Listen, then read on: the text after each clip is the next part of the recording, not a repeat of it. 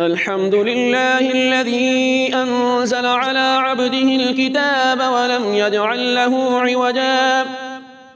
قيما لينذر بأسا شديدا من لدنه ويبشر المؤمنين الذين يعملون الصالحات أن لهم أجرا حسنا ماكثين فيه أبدا وينذر الذين قالوا اتخذ الله ولدا ما لهم به من علم ولا لآبائهم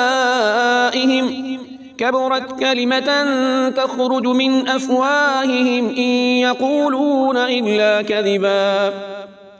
فلعلك باخع نفسك على آثارهم إن لم يؤمنوا بهذا الحديث أسفا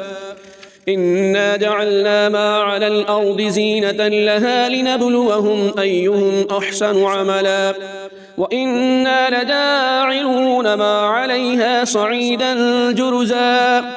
أم حسبت أن أصحاب الكهف والرقيم كانوا من آياتنا عجبا إذ أوى الفتية إلى الكهف فقالوا ربنا آتنا من لدنك رحمة وهيئ لنا من أمرنا رشدا